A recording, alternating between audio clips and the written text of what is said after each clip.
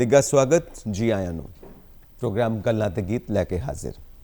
ਅੱਜ ਅਸੀਂ ਪੂਰੇ ਵਿਸ਼ਵ ਦੇ ਵਿੱਚ, ਪੂਰੇ ਭਾਰਤ ਦੇ ਵਿੱਚ, ਪੂਰੇ ਪੰਜਾਬ ਦੇ ਵਿੱਚ ਮਹਾਵੀਰ ਜਯੰਤੀ ਮਨਾ ਰਹੇ ਹਾਂ। ਤੁਹਾਨੂੰ ਸਾਰਿਆਂ ਨੂੰ ਮੁਬਾਰਕਬਾਦ ਮਹਾਵੀਰ ਜਯੰਤੀ ਦੀ। ਭਗਵਾਨ ਮਹਾਵੀਰ ਸਵਾਮੀ ਉਹਨਾਂ ਦਾ ਜਨਮ ਦਿਵਸ ਅੱਜ ਅਸੀਂ ਮਨਾ ਰਹੇ ਹਾਂ।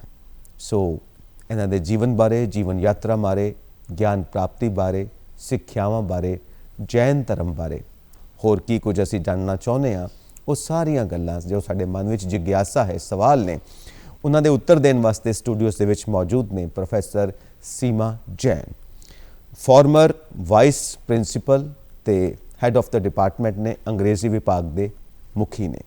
ਸੋ ਇਸ ਤੋਂ ਇਲਾਵਾ ਲੇਖਕ ਵੀ ਨੇ, ਅਨੁਵਾਦਕ ਵੀ ਨੇ ਤੇ ਨਾਲ ਬਹੁਤ ਅਖਬਾਰਾਂ ਰਸਾਲਿਆਂ 'ਚ ਇਹਨਾਂ ਦੇ ਛਪਦੇ ਰਹਿੰਦੇ ਨੇ ਆਰਟੀਕਲਸ, ਧਰਮ ਨੂੰ ਲੈ ਕੇ ਵੀ, ਲਿਟਰੇਚਰ ਨੂੰ ਲੈ ਕੇ ਵੀ। ਔਰ ਇਹ ਸਾਰਾ ਕੁਝ ਇਹ ਇਸੇ ਕਰਕੇ ਕਰਦੇ ਨੇ ਕਿ ਮਨੁੱਖ ਦਾ ਜੀਵਨ, ਮਨੁੱਖ ਦੀ ਸੋਚ ਹਮੇਸ਼ਾ ਸਿੱਧੀ ਰਹਿਣੀ ਚਾਹੀਦੀ ਹੈ ਤਾਂ ਕਿ ਕਿਸੇ ਤਰ੍ਹਾਂ ਦੀ ਕੋਈ ਉਲਝਣ ਉਹਨਾਂ ਦੇ ਜੀਵਨ ਵਿੱਚ ਨਾ ਆਵੇ। ਬਹੁਤ ਬਹੁਤ ਸਵਾਗਤ ਤੁਹਾਡਾ ਪ੍ਰੋਗਰਾਮ ਗੱਲਾਂ ਤੇ ਗੀਤ ਦੇ ਵਿੱਚ। ਬਹੁਤ ਬਹੁਤ ਧੰਨਵਾਦ। ਸੋ ਤੁਸੀਂ ਸੰਪਾਦਕ ਵੀ ਹੋ, ਲੇਖਕ ਵੀ ਹੋ, ਅਨੁਵਾਦਕ ਵੀ ਹੋ। ਇਹ ਚੀਜ਼ਾਂ ਤਾਂ ਤੁਹਾਡੀ ਪਰਸਨੈਲਿਟੀ ਦਾ ਇੱਕ ਹਿੱਸਾ ਰਹੀਆਂ ਨੇ। ਔਰ ਉਸੇ ਹੀ ਐਂਗਲ ਤੋਂ ਤੁਸੀਂ ਅੱਜ ਜਦੋਂ ਸਾਨੂੰ ਸਮਝਾਓਗੇ ਕਿ ਜੈਨ ਧਰਮ ਕੀ ਹੈ, ਜੈਨ ਧਰਮ ਦੀਆਂ ਸਿੱਖਿਆਵਾਂ ਕੀ ਨੇ, ਅਸੀਂ ਆਪਣੇ ਜੀਵਨ 'ਚ ਕਿਵੇਂ ਉਤਾਰੀਏ, ਤਾਂ ਇਹ ਸਾਡੇ ਸਾਰਿਆਂ ਦੇ ਵਾਸਤੇ ਫਾਇਦੇਮੰਦ ਹੋਣ ਵਾਲਾ ਹੈ। ਸਭ ਤੋਂ ਪਹਿਲਾਂ ਇਹ ਜਾਣਨਾ ਚਾਹਾਂਗੇ ਕਿ ਮਹਾਵੀਰ ਜਯੰਤੀ ਜੋ ਅੱਜ ਅਸੀਂ ਮਨਾ ਰਹੇ ਹਾਂ, ਕਿਉਂ ਮਨਾਉਂਦੇ ਹਾਂ, ਇਹਦਾ ਪਿਛੋਕੜ ਕੀ ਹੈ? ਜੀ, ਸਭ ਤੋਂ ਪਹਿਲਾਂ ਸਾਰੇ ਦਰਸ਼ਕਾਂ ਨੂੰ ਤੇ ਦੇਸ਼ ਭਰ ਵਿੱਚ ਤੇ ਦੁਨੀਆ ਵਿੱਚ ਸਭ ਨੂੰ ਮਹਾਵੀਰ ਜਯੰਤੀ ਦੀ ਬਹੁਤ ਬਹੁਤ ਵਧਾਈ ਤੇ ਸ਼ੁਭਕਾਮਨਾਵਾਂ। ਤੇ ਮਹਾਵੀਰ ਜਯੰਤੀ ਜਿਸ ਤਰ੍ਹਾਂ ਕਿ ਅਸੀਂ ਸ਼ਬਦ ਤੋਂ ਹੀ ਸਮਝ ਸਕਦੇ ਹਾਂ ਕਿ ਇਹ ਮਹਾਵੀਰ ਸਵਾਮੀ ਜੀ ਦੇ ਜਨਮ ਦਿਵਸ ਦੇ ਉਪਲਕਸ਼ ਵਿੱਚ ਮਨਾਈ ਜਾਂਦੀ ਹੈ। ਔਰ ਉਹਨਾਂ ਦਾ ਜਨਮ ਇਹ 2622ਵੀਂ ਜਯੰਤੀ ਹੈ ਜਿਹੜੀ ਅਸੀਂ ਮਨਾ ਰਹੇ ਹਾਂ, ਕਿਉਂਕਿ ਉਹਨਾਂ ਦਾ ਜਨਮ ਈਸਾ ਤੋਂ ਪੂਰਵ 599 ਸਾਲ ਪਹਿਲਾਂ BC ਪੀਰੀਅਡ ਵਿੱਚ ਹੋਇਆ ਸੀਗਾ। ਔਰ ਇਹ 2622ਵੀਂ ਜਯੰਤੀ ਹੈ ਜਿਹੜੀ ਅਸੀਂ ਮਨਾਉਣ ਜਾ ਰਹੇ ਹਾਂ ਜੀ। ਔਰ ਇੱਕ ਮੈਂ ਇੱਥੇ ਗੱਲ ਕਹਿਣਾ ਚਾਹਾਂਗੀ ਕਿ ਜਿਹੜੇ ਮਹਾਵੀਰ ਸਵਾਮੀ ਨੇ ਉਹ ਜੈਨ ਧਰਮ ਦੇ 24ਵੇਂ ਤੀਰਥੰਕਰ ਨੇ। ਤੇ ਆਮ ਤੌਰ 'ਤੇ ਇਹ ਮੰਨਿਆ ਜਾਂਦਾ ਹੈ ਕਿ ਭਗਵਾਨ ਮਹਾਵੀਰ ਨੇ ਜੈਨ ਧਰਮ ਦੀ ਸਥਾਪਨਾ ਕੀਤੀ, ਜੋ ਕਿ ਠੀਕ ਨਹੀਂ ਹੈ, ਸੱਚ ਨਹੀਂ ਹੈ, ਕਿਉਂਕਿ ਮਹਾਵੀਰ ਸਵਾਮੀ ਜੈਨ ਧਰਮ ਦੇ 24ਵੇਂ ਤੀਰਥੰਕਰ ਸੀਗੇ। ਉਸ ਤੋਂ ਪਹਿਲਾਂ 23 ਤੀਰਥੰਕਰ ਹੋ ਚੁੱਕੇ ਸੀਗੇ। ਔਰ ਜਿਹੜੇ ਪਹਿਲੇ ਤੀਰਥੰਕਰ ਸੀਗੇ ਉਹ ਰਿਸ਼ਭ ਦੇਵ ਜੀ ਸੀਗੇ। ਔਰ ਉਹਨਾਂ ਦਾ ਜਨਮ ਕਰੀਬਨ ਲੱਖ ਸਾਲ ਪਹਿਲੇ ਮੰਨਿਆ ਜਾਂਦਾ ਹੋਇਆ ਸੀ। ਔਰ ਉਸ ਤੋਂ ਮਹਾਵੀਰ ਸਵਾਮੀ ਤੋਂ ਪਹਿਲਾਂ ਜਿਹੜੇ 23ਵੇਂ ਤੀਰਥੰਕਰ ਸੀਗੇ ਉਹ ਪਾਰਸ਼ਵਨਾਥ ਜੀ ਸੀਗੇ, ਜਿਨ੍ਹਾਂ ਦਾ ਜਨਮ 900 BC ਪੀਰੀਅਡ ਵਿੱਚ ਹੋਇਆ ਸੀ। ਉਸ ਤੋਂ ਬਾਅਦ 600 ਈਸਵੀ ਪੂਰਵ ਮਹਾਵੀਰ ਸਵਾਮੀ ਜੀ ਦਾ ਜਨਮ ਹੋਇਆ। ਔਰ ਉਹਨਾਂ ਦੇ ਜਨਮ ਦਿਵਸ ਦੇ ਉਪਲਕਸ਼ ਵਿੱਚ ਅਸੀਂ ਮਹਾਵੀਰ ਜਯੰਤੀ ਦਾ ਪਰਵ ਮਨਾਉਂਦੇ ਹਾਂ। ਤੀਰਥੰਕਰ ਸ਼ਬਦ ਦਾ ਤੁਸੀਂ ਇਸਤੇਮਾਲ ਕਰ ਰਹੇ ਹੋ ਜੀ, ਇਸ ਦਾ ਕੀ ਅਰਥ ਹੈ? ਤੀਰਥੰਕਰ ਜਿਹੜਾ ਸ਼ਬਦ ਹੈਗਾ ਉਹ ਇਹੋ ਜਿਹੇ ਇਨਸਾਨ ਲਈ ਇਸਤੇਮਾਲ ਕੀਤਾ ਜਾਂਦਾ ਹੈ ਜਿਹਨੇ ਤਪੱਸਿਆ ਦੇ ਨਾਲ ਆਤਮ ਗਿਆਨ ਪ੍ਰਾਪਤ ਕੀਤਾ ਹੈ, ਜਿਹਨੂੰ ਕਹਿੰਦੇ ਆ ਕਿ ਐਨਲਾਈਟਨਮੈਂਟ ਪ੍ਰਾਪਤ ਕੀਤੀ ਹੈ, ਆਤਮ ਗਿਆਨ ਪ੍ਰਾਪਤ ਕੀਤਾ ਹੈ। ਔਰ ਜਿਹਦੇ ਬਾਰੇ ਇਹ ਮੰਨਿਆ ਜਾਂਦਾ ਹੈ ਕਿ ਜੋ ਆਪਣੀ ਸਿੱਖਿਆਵਾਂ ਦੇ ਨਾਲ ਦੁਨੀਆ ਦੇ ਹਰ ਇਨਸਾਨ ਨੂੰ ਇਸ ਦੁਨੀਆ ਰੂਪੀ ਸਾਗਰ ਨੂੰ ਪਾਰ ਕਰਾ ਸਕਦਾ ਹੈ ਜੀ, ਉਹਨੂੰ ਤੀਰਥੰਕਰ ਕਿਹਾ ਜਾਂਦਾ ਹੈ। ਔਰ ਉਹਨੂੰ ਤੀਰਥੰਕਰ ਨੂੰ ਰੱਬ ਵਰਗਾ ਹੀ ਦਰਜਾ ਦਿੱਤਾ ਜਾਂਦਾ ਹੈ ਜੀ। ਤਾਂ ਜੋ ਪਹਿਲਾਂ 23 ਤੀਰਥੰਕਰ ਹੋਏ ਨੇ, ਉਹਨਾਂ ਦੀਆਂ ਸਿੱਖਿਆਵਾਂ ਨੂੰ ਅੱਗੇ ਵਧਾਇਆ ਹੈ ਮਹਾਵੀਰ ਸਵਾਮੀ ਜੀ ਨੇ। ਬਿਲਕੁਲ। ਸੋ ਇਹਨਾਂ ਦੇ ਜੀਵਨ ਬਾਰੇ, ਜਨਮ, ਮਾਤਾ ਪਿਤਾ, ਕਿਉਂਕਿ ਕਹਿੰਦੇ ਨੇ ਕਿ ਜੋ ਬੱਚਾ ਹੁੰਦਾ ਹੈ ਉਹਦੇ ਜਿਹੜੇ ਗੁਣ ਨੇ ਉਹ ਪਾਲਣੇ ਦੇ ਵਿੱਚ ਹੀ, ਭੰਗੂੜੇ ਦੇ ਵਿੱਚ ਹੀ ਪਤਾ ਲੱਗ ਜਾਂਦੇ ਨੇ। ਇਹਨਾਂ ਦੇ ਬਾਰੇ ਦੱਸੋ ਜੀ। ਜਿਹੜੇ ਮਹਾਵੀਰ ਸਵਾਮੀ ਸੀਗੇ ਉਹਨਾਂ ਦਾ ਜਨਮ, ਉਹਨਾਂ ਦੇ ਮਾਤਾ ਪਿਤਾ ਜਿਹੜੇ ਹੈ ਉਹ ਇੱਕ ਖੱਤਰੀ ਪਰਿਵਾਰ ਵਿੱਚ ਉਹਨਾਂ ਦਾ ਜਨਮ ਹੋਇਆ, ਇਕਸ਼ਵਾਕੂ ਕੁਲ ਵਿੱਚ ਪੈਦਾ ਹੋਏ। ਔਰ ਉਹਨਾਂ ਦੇ ਪਿਤਾ ਜਿਹੜੇ ਸੀਗੇ ਉਹ ਰਾਜਾ ਸੀਗੇ, ਰਾਜਾ ਸਿਧਾਰਥ। ਤੇ ਜਿਹੜੀ ਉਹਨਾਂ ਦੀ ਮਾਤਾ ਜੀ ਸੀਗੇ ਉਹ ਰਾਣੀ ਤ੍ਰਿਸ਼ਲਾ, ਉਹਨਾਂ ਦੇ ਘਰ ਇਹਨਾਂ ਦਾ ਜਨਮ ਹੋਇਆ। ਔਰ ਬਚਪਨ ਤੋਂ ਇਹ ਇੱਕ ਰਾਜਕੁਮਾਰ ਦੀ ਤਰ੍ਹਾਂ ਇਹਨਾਂ ਦੀ ਪਰਵਰਿਸ਼ ਹੋਈ ਜੀ। ਔਰ ਭੌਤਿਕ ਸੁੱਖ ਸੰਪત્ਤੀ ਦੇ ਵਿੱਚ ਇਹਨਾਂ ਨੇ ਆਪਣੀ ਅੱਖਾਂ ਖੋਲੀਆਂ ਔਰ ਆਪਣਾ ਬਚਪਨ ਬਿਤਾਇਆ। ਲੇਕਿਨ ਬਚਪਨ ਤੋਂ ਹੀ, ਹਾਲਾਂਕਿ ਇਹ ਬਹੁਤ ਇੱਕ ਰਾਜਕੁਮਾਰ ਦੀ ਤਰ੍ਹਾਂ ਇਹਨਾਂ ਦਾ ਪਾਲਣ ਪੋਸ਼ਣ ਹੋਇਆ, ਪਰ ਜਿਹੜੀ ਸੰਸਾਰਿਕ ਚੀਜ਼ਾਂ ਹੈ ਉਹਨਾਂ ਤੋਂ ਬਚਪਨ ਤੋਂ ਹੀ ਇਹ ਵਿਮੁਖ ਸੀਗੇ। ਅੱਛਾ। ਔਰ ਦੂਸਰੀ ਗੱਲ ਇਹ ਹੈਗੀ ਹੈ ਕਿ ਇਹਨਾਂ ਦੀ ਜਿਹੜੀ ਬਹਾਦਰੀ ਹੈ ਔਰ ਇਹਨਾਂ ਦੇ ਜਿਹੜੇ ਪਰਾਕਰਮ ਦੇ ਕਈ ਕਿੱਸੇ ਨੇ।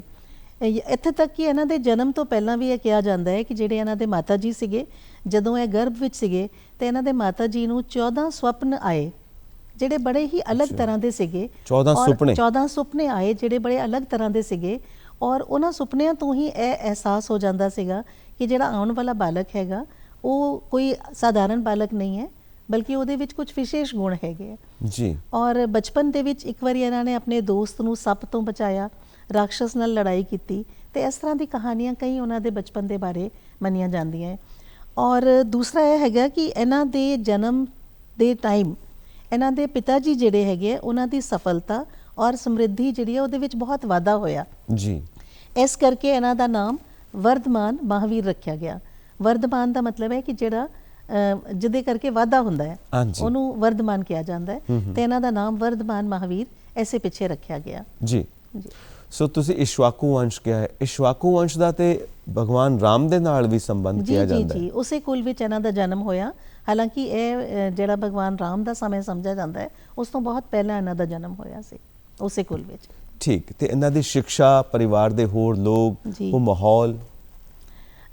ਇਹਨਾਂ ਦੀ ਸਿੱਖਿਆ ਜਿਹੜੀ ਹੈ ਉਹ ਤੇ ਇੱਕ ਰਾਜਕੁਮਾਰ ਦੀ ਤਰ੍ਹਾਂ ਹੋਈ, ਪਰ 20 ਸਾਲ ਦੀ ਉਮਰ ਦੇ ਵਿੱਚ ਇਹਨਾਂ ਦੇ ਮਾਤਾ ਪਿਤਾ ਦਾ ਦੇਹਾਂਤ ਹੋ ਗਿਆ, ਔਰ ਉਸ ਤੋਂ ਬਾਅਦ ਇਹਨਾਂ ਨੇ ਸੰਸਾਰਿਕ ਜੀਵਨ ਨੂੰ ਛੱਡਣ ਦਾ ਫੈਸਲਾ ਕੀਤਾ। ਔਰ ਜਦੋਂ ਇਹਨਾਂ ਨੇ ਸੰਸਾਰਿਕ ਜੀਵਨ ਨੂੰ ਛੱਡਣ ਦਾ ਫੈਸਲਾ ਕੀਤਾ ਤੇ ਸੰਸਾਰਿਕ ਜੀਵਨ ਔਰ ਭੌਤਿਕ ਸੁੱਖ ਸੁਵਿਧਾਵਾਂ ਨੂੰ ਛੱਡ ਕੇ ਉਸ ਦੇ ਨਾਲ ਨਾਲ ਇਹਨਾਂ ਨੇ ਵਸਤਰਾਂ ਦਾ ਵੀ ਤਿਆਗ ਕਰ ਦਿੱਤਾ, ਔਰ ਪੂਰੀ ਤਰ੍ਹਾਂ ਸੰਸਾਰਿਕ ਚੀਜ਼ਾਂ ਨੂੰ ਛੱਡ ਕੇ ਇਹਨਾਂ ਨੇ ਤਪੱਸਿਆ ਦਾ ਰਸਤਾ ਅਪਣਾਇਆ। ਔਰ ਤਪੱਸਿਆ ਦੇ 12 ਸਾਲ ਦੀ ਕਠਿਨ ਤਪੱਸਿਆ ਤੋਂ ਬਾਅਦ ਇਹਨਾਂ ਨੂੰ ਗਿਆਨ ਪ੍ਰਾਪਤ ਹੋਇਆ, ਔਰ ਇਹਨਾਂ ਦਾ ਜਨਮ ਜਿਹੜਾ ਹੈ ਉਹ ਕੁੰਡਲ ਗ੍ਰਾਮ ਵਿੱਚ ਹੋਇਆ ਸੀ, ਬਿਹਾਰ ਦੇ ਵੈਸ਼ਾਲੀ ਵਿੱਚ। ਲੇਕਿਨ ਜਦੋਂ ਇਹਨਾਂ ਨੂੰ ਗਿਆਨ ਪ੍ਰਾਪਤ ਹੋਇਆ ਉਸ ਤੋਂ ਬਾਅਦ 30 ਸਾਲ ਤੱਕ ਇਹਨਾਂ ਨੇ ਅਲੱਗ-ਅਲੱਗ ਜਗ੍ਹਾ 'ਤੇ ਘੁੰਮ ਕੇ ਆਪਣਾ ਜਿਹੜਾ ਗਿਆਨ ਹੈਗਾ ਉਹ ਲੋਕਾਂ ਨੂੰ ਵੰਡਿਆ, ਔਰ ਲੋਕਾਂ ਨੂੰ ਆਪਣੀ ਸਿੱਖਿਆਵਾਂ ਨਾਲ ਪ੍ਰਭਾਵਿਤ ਕੀਤਾ, ਔਰ ਬਹੁਤ ਸਾਰੇ ਲੋਕ ਜਿਹੜੇ ਹੈਗੇ ਉਹਨਾਂ ਨੇ ਜੈਨ ਧਰਮ ਨੂੰ ਅਪਣਾਇਆ। ਔਰ ਇਹਨਾਂ ਦੀ ਸਿੱਖਿਆਵਾਂ ਦੀ ਸਭ ਤੋਂ ਜਿਹੜੀ ਅੱਛੀ ਗੱਲ ਮੈਂ ਕਹਿ ਸਕਦੀ ਹਾਂ ਉਹ ਇਹ ਸੀਗੀ ਕਿ ਉਹਦੇ ਵਿੱਚ ਅਮੀਰ ਗਰੀਬ ਦਾ, ਛੋਟੇ ਵੱਡੇ ਦਾ, ਰਾਜਾ ਰੰਕ ਦਾ ਕੋਈ ਭੇਦਭਾਵ ਨਹੀਂ ਸੀਗਾ।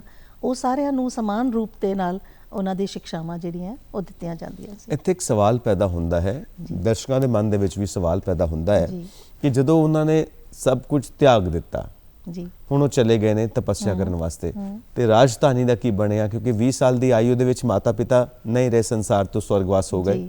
ਉਹ ਰਾਜ ਪਾਠ ਦਾ ਕੀ ਬਣਿਆ? ਦੇਸ਼ ਦਾ ਕੀ ਬਣਿਆ?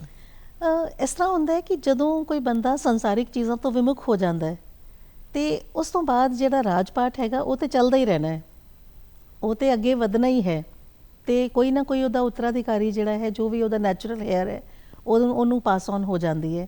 ਪਰ ਜਿਹੜਾ ਉਹਨਾਂ ਦਾ ਧਿਆਨ ਹੈਗਾ ਉਹ ਸ਼ੁਰੂ ਤੋਂ ਹੀ ਆਧਿਆਤਮਿਕ ਚੀਜ਼ਾਂ ਵੱਲ ਸੀਗਾ, ਔਰ ਉਹਨਾਂ ਨੂੰ ਇਹ ਲੱਗਦਾ ਸੀ ਕਿ ਗਿਆਨ ਪ੍ਰਾਪਤ ਕਰਨਾ ਔਰ ਆਪਣੀਆਂ ਇੱਛਾਵਾਂ ਤੇ ਵਿਜੇ ਪ੍ਰਾਪਤ ਕਰਨਾ ਇਹ ਦੁਨੀਆ ਵਿੱਚ ਸਭ ਤੋਂ ਇੰਪੋਰਟੈਂਟ ਹੈ। ਸਭ ਤੋਂ ਜਿਹੜੀ ਮਾਇਨੇ ਰੱਖਣ ਵਾਲੀ ਗੱਲ ਹੈਗੀ ਹੈ ਉਹ ਇਹ ਹੈਗੀ ਹੈ ਕਿ ਕਿਸ ਤਰ੍ਹਾਂ ਇਸ ਸੰਸਾਰ ਰੂਪੀ ਜਿਹੜਾ ਮਾਇਆ ਜਾਲ ਹੈ ਉਸ ਤੋਂ ਆਪਣੇ ਆਪ ਨੂੰ ਮੁਕਤ ਕਰਨਾ। ਠੀਕ, ਮਤਲਬ ਉਹਨਾਂ ਨੇ ਜੋ ਆਪਣਾ ਰਾਜਕੁਮਾਰ ਵਾਲਾ ਜੀਵਨ ਬਿਲਕੁਲ ਤਿਆਗ ਕਰਕੇ ਸੰਨਿਆਸ ਦੇ ਵਿੱਚ ਆ ਗਏ ਨੇ, ਔਰ ਲਗਾਤਾਰ ਤਪੱਸਿਆ ਕਰਕੇ ਉਹ ਗਿਆਨ ਪ੍ਰਾਪਤੀ ਪਲ ਵਧੇ ਨੇ। ਜੋ ਉਹਨਾਂ ਦੀ ਤਪੱਸਿਆ ਦੇ ਦੌਰਾਨ ਉਹਨਾਂ ਦੀਆਂ ਮੁਸ਼ਕਿਲਾਂ ਨੇ, ਉਹਨਾਂ ਦਾ ਸੰਘਰਸ਼ ਹੈ ਗਿਆਨ ਪ੍ਰਾਪਤੀ ਤੱਕ, ਉਹਦੇ ਬਾਰੇ ਦੱਸੋ। ਜਿਹੜੀ ਉਹਨਾਂ ਦੀ ਤਪੱਸਿਆ ਸੀਗੀ ਉਹ ਬਹੁਤ ਕਠਿਨ ਸੀਗੀ, ਕਿਉਂਕਿ ਉਹਦੇ ਵਿੱਚ ਕਈ ਮਹੀਨੇ ਤੱਕ ਉਹ ਭੋਜਨ ਵੀ ਤਿਆਗ ਦਿੰਦੇ ਸੀ, ਔਰ ਵਸਤਰਾਂ ਦਾ ਤਿਆਗ, ਜਿਸ ਤਰ੍ਹਾਂ ਕਿ ਤੁਸੀਂ ਦੇਖਿਆ ਹੋਵੇਗਾ ਕਿ ਜੈਨ ਜਿਹੜੇ ਹੈ ਉਹ 2 ਵਰਗਾਂ ਵਿੱਚ ਉਹਨਾਂ ਨੂੰ ਮੰਨਿਆ ਜਾਂਦਾ ਹੈ। ਇੱਕ ਜਿਹੜੇ ਉਹਨਾਂ ਨੂੰ ਸ਼ਵੇਤਾਂਬਰ ਕਿਹਾ ਜਾਂਦਾ ਹੈ, ਤੇ ਦੂਸਰੇ ਜਿਹੜੇ ਉਹਨਾਂ ਨੂੰ ਦਿਗੰਬਰ ਕਿਹਾ ਜਾਂਦਾ ਹੈ। ਤੇ ਇਹਨਾਂ ਵਿੱਚ ਫਰਕ ਸਿਰਫ ਇਹੀ ਹੈਗਾ ਕਿ ਬਾਕੀ ਬੇਸਿਕ ਜਿਹੜੀ ਸਿੱਖਿਆਵਾਂ ਹੈ ਉਹ ਤੇ ਸੇਮ ਹੈ, ਲੇਕਿਨ ਸ਼ਵੇਤਾਂਬਰ ਜਿਹੜੇ ਹੈ ਉਹ ਸਫੇਦ ਵਸਤਰ ਧਾਰਨ ਕਰਦੇ ਨੇ, ਲੇਕਿਨ ਜਿਹੜੇ ਦਿਗੰਬਰ ਹੈਗੇ ਉਹ ਇੱਕ ਸਟੈਪ ਅੱਗੇ ਨੇ, ਔਰ ਉਹਨਾਂ ਨੂੰ ਲੱਗਦਾ ਹੈ ਕਿ ਜਿਹੜਾ ਸੰਸਾਰ ਦਾ ਤਿਆਗ ਹੈ ਜਾਂ ਸੰਸਾਰਿਕ ਸੁੱਖ ਸੁਵਿਧਾਵਾਂ ਦਾ ਤਿਆਗ ਹੈ ਉਹਦੇ ਵਿੱਚ ਵਸਤਰਾਂ ਦਾ ਤਿਆਗ ਵੀ ਉਹਨੂੰ ਸ਼ਾਮਿਲ ਕਰਦੇ ਨੇ। ਔਰ ਉਹ ਇੱਕ ਐਸੀ ਮਾਨਸਿਕ ਸਥਿਤੀ ਵਿੱਚ ਆਪਣੇ ਆਪ ਨੂੰ ਪਾਉਂਦੇ ਨੇ ਜਿੱਥੇ ਕਿ ਵਸਤਰ ਜਿਹੜੇ ਹੈਗੇ ਉਹਨਾਂ ਨੂੰ ਪਾਣਾ ਵੀ ਕੋਈ ਮਾਇਨੇ ਨਹੀਂ ਰੱਖਦਾ, ਤੇ ਉਹ ਵਸਤਰਾਂ ਦਾ ਤਿਆਗ ਜਿਹੜਾ ਹੈ ਉਹਦੇ ਵਿੱਚ ਵੀ ਆਉਂਦਾ ਹੈ। ਉਸ ਇਹ ਮੰਨਦੇ ਨੇ ਦਿਗੰਬਰ ਦਾ ਅਰਥ ਹੈ ਦਿਗ ਮੀਨਸ ਦਿਸ਼ਾ, ਤੇ ਦਿਗੰਬਰ ਦਾ ਮਤਲਬ ਹੈ ਕਿ ਜਿਹਦੇ ਲਈ ਦਿਸ਼ਾਵਾਂ ਹੀ ਵਸਤਰ ਨੇ, ਜਿਹੜੀ ਚਾਰੋਂ ਦਿਸ਼ਾਵਾਂ ਹੈ ਉਹੀ ਉਹਨਾਂ ਨੂੰ ਉਹਨਾਂ ਦੇ ਵਸਤਰ ਨੇ, ਤੇ ਉਹ ਵਸਤਰਾਂ ਦਾ ਵੀ ਤਿਆਗ ਕਰਦੇ ਨੇ। ਤੇ ਇਹ ਇੱਕ ਜਿਹੜਾ ਹੈਗਾ ਬਹੁਤ ਪੂਰੀ ਤਰ੍ਹਾਂ ਸੰਸਾਰਿਕ ਚੀਜ਼ਾਂ ਦਾ ਜਿਹੜਾ ਤਿਆਗ ਹੈ ਉਹਨੂੰ ਮੰਨਿਆ ਜਾਂਦਾ ਹੈ। ਔਰ ਇਸ ਤੋਂ ਇਲਾਵਾ ਮੈਂ ਇਹ ਵੀ ਕਹਿਣਾ ਚਾਹਾਂਗੀ ਕਿ ਜਦੋਂ ਮਹਾਵੀਰ ਸਵਾਮੀ ਨੇ ਗਿਆਨ ਪ੍ਰਾਪਤ ਕੀਤਾ ਤੇ ਬਹੁਤ ਸਮੇਂ ਤੱਕ ਭੋਜਨ ਦਾ ਵੀ ਤਿਆਗ ਕਰ ਦਿੰਦੇ ਸੀ ਔਰ ਸੰਸਾਰਿਕ ਚੀਜ਼ਾਂ ਤੋਂ ਪੂਰੀ ਤਰ੍ਹਾਂ ਉੱਪਰ ਉੱਠ ਕੇ, ਐਸੇ ਕਰਕੇ ਜਦੋਂ ਉਹਨਾਂ ਦਾ ਦੇਹਾਂਤ ਹੋਇਆ 72 ਸਾਲ ਦੀ ਆਯੂ ਵਿੱਚ, ਤੇ ਇਹ ਮੰਨਿਆ ਜਾਂਦਾ ਹੈ ਕਿ ਉਹ ਉਹਨਾਂ ਦੇ ਗਿਆਨ ਕਰਕੇ, ਉਹਨਾਂ ਦੀ ਤਪੱਸਿਆ ਕਰਕੇ ਉਹ ਜਨਮ ਮਰਨ ਦੇ ਜਿਹੜੇ ਚੱਕਰ ਹੈਗਾ ਉਸ ਤੋਂ ਮੁਕਤ ਹੋ ਗਏ ਜੀ। ਔਰ ਇਸ ਕਰਕੇ ਉਹਨੂੰ ਨਿਰਵਾਣ ਕਿਹਾ ਜਾਂਦਾ ਹੈ। ਜਿਹੜਾ ਉਹਨਾਂ ਦਾ ਦੇਹਾਂਤ ਹੈ ਜਾਂ ਮ੍ਰਿਤਿੂ ਹੈ, ਉਹਨੂੰ ਮ੍ਰਿਤਿੂ ਨਾ ਕਹਿ ਕੇ ਨਿਰਵਾਣ ਕਿਹਾ ਜਾਂਦਾ ਹੈ, ਜਿਹਦਾ ਅਰਥ ਇਹ ਹੁੰਦਾ ਹੈ ਕਿ ਜਿਹਨੂੰ ਮੋਕਸ਼ ਪ੍ਰਾਪਤ ਹੋ ਗਿਆ ਹੈ, ਜਿਹੜਾ ਜਨਮ ਮਰਨ ਦੇ ਚੱਕਰ ਤੋਂ ਬਾਹਰ ਚਲਾ ਗਿਆ ਹੈ, ਉਸ ਤੋਂ ਉੱਪਰ ਉੱਠ ਗਿਆ ਹੈ। ਔਰ ਇਹਨਾਂ ਦਾ ਜਿਹੜਾ ਨਿਰਵਾਣ ਦਿਵਸ ਹੈ, ਜਿਹੜਾ ਇਹ ਪਾਵਾਪੁਰੀ ਵਿੱਚ ਇਹਨਾਂ ਦਾ ਨਿਰਵਾਣ ਇਹਨਾਂ ਨੂੰ ਪ੍ਰਾਪਤ ਹੋਇਆ। ਔਰ ਇਹਨਾਂ ਦਾ ਜਿਹੜਾ ਨਿਰਵਾਣ ਪ੍ਰਾਪਤੀ ਦਾ ਦਿਵਸ ਹੈ ਉਹ ਕਾਰਤਿਕ ਮਾਸ ਦੀ ਅਮਾਵਸਿਆ ਨੂੰ ਹੋਇਆ, ਤੇ ਜਿੱਥੇ ਭਗਵਾਨ ਰਾਮ ਦੇ ਅਯੋਧਿਆ ਦੇ ਵਾਪਸ ਆਉਣ 'ਤੇ ਉਹੀ ਦਿਨ ਮੰਨਿਆ ਜਾਂਦਾ ਹੈ। ਔਰ ਜਿਸ ਤਰ੍ਹਾਂ ਅਸੀਂ ਦੀਵਾਲੀ ਦੇ ਤਿਉਹਾਰ ਦੇ ਤੌਰ 'ਤੇ ਭਗਵਾਨ ਰਾਮ ਦੀ ਅਯੋਧਿਆ ਵਾਪਸੀ ਨੂੰ ਮਨਾਉਂਦੇ ਹਾਂ, ਤੇ ਜੈਨ ਜਿਹੜੇ ਹੈਗੇ ਆ ਉਹ ਦੀਵਾਲੀ ਦਾ ਪਰਵ ਭਗਵਾਨ ਮਹਾਵੀਰ ਸਵਾਮੀ ਦੇ ਮੋਕਸ਼ ਪ੍ਰਾਪਤੀ ਦੇ ਦਿਵਸ ਨੂੰ ਦੀਵਾਲੀ ਦੇ ਤੌਰ 'ਤੇ ਮਨਾਉਂਦੇ ਨੇ। ਤੁਸੀਂ ਇਹਦੇ 'ਚ ਜ਼ਿਕਰ ਕੀਤਾ ਹੈ ਕਿ ਇੱਕ ਸ਼ਵੇਤਾਂਬਰ, ਇੱਕ ਦਿਗੰਬਰ। ਸ਼ਵੇਤਾਂਬਰ ਉਹ ਜਿਹੜੇ ਸਵੇਤ ਵਸਤਰ ਪਾਉਂਦੇ ਨੇ, ਸਫੇਦ ਕੱਪੜੇ ਪਾਉਂਦੇ ਨੇ, ਔਰ ਦਿਗੰਬਰ ਉਹ ਜਿਹੜੇ ਵਸਤਰ ਨਹੀਂ ਪਾਉਂਦੇ ਜੀ। ਤਾਂ ਫਿਰ ਜਦੋਂ ਇਹ ਦਿਗੰਬਰ ਨੇ ਮਹਾਵੀਰ ਸਵਾਮੀ ਜੀ, ਇਹ ਦਿਗੰਬਰ ਨੇ ਤੇ ਜਦੋਂ ਫਿਰ ਸਮਾਜ ਦੇ ਵਿੱਚ ਸਿੱਖਿਆਵਾਂ ਦੇ ਵਾਸਤੇ ਉਹਨਾਂ ਨੇ ਭੇਜਿਆ, ਉਹ ਆਪਣੇ ਸ਼ਿਸ਼ਿਆਂ ਨੂੰ ਭੇਜਿਆ ਕਿਉਂਕਿ ਸਮਾਜ ਕੁਝ ਹੋਰ ਸੋਚਦਾ ਹੈ, ਇਸੇ ਕਰਕੇ ਸ਼ਾਇਦ ਸ਼ਵੇਤਾਂਬਰ ਪ੍ਰਥਾ ਵੀ ਨਾਲ ਚੱਲਦੀ ਹੈ ਜੀ। ਇਸ ਤਰ੍ਹਾਂ ਹੁੰਦਾ ਹੈ ਕਿ ਜਦੋਂ ਮਹਾਵੀਰ ਸਵਾਮੀ ਜਿਹੜੇ ਹੈ ਉਹਨਾਂ ਦੀ ਜਿਹੜੀ ਬੇਸਿਕ ਸਿੱਖਿਆਵਾਂ ਹੈ ਉਹ ਸ਼ਵੇਤਾਂਬਰ ਔਰ ਦਿਗੰਬਰ ਦੋਨੋਂ ਵਰਗਾਂ ਲਈ ਇੱਕੋ ਜਿਹੀਆਂ ਹੈ। ਲੇਕਿਨ ਜਿਸ ਤਰ੍ਹਾਂ ਅਸੀਂ ਜਾਣਦੇ ਹਾਂ ਕਿ ਕਾਲਾਂਤਰ ਦੇ ਵਿੱਚ ਸਮੇਂ ਦੇ ਨਾਲ ਕੁਝ ਜਿਹੜੀ ਰੀਤੀਆਂ ਹੈਗੀਆਂ ਉਹਨਾਂ ਵਿੱਚ ਫਰਕ ਆ ਜਾਂਦਾ ਹੈ, ਤੇ ਇਸ ਕਰਕੇ ਦੋ ਵਰਗ ਬਣ ਗਏ।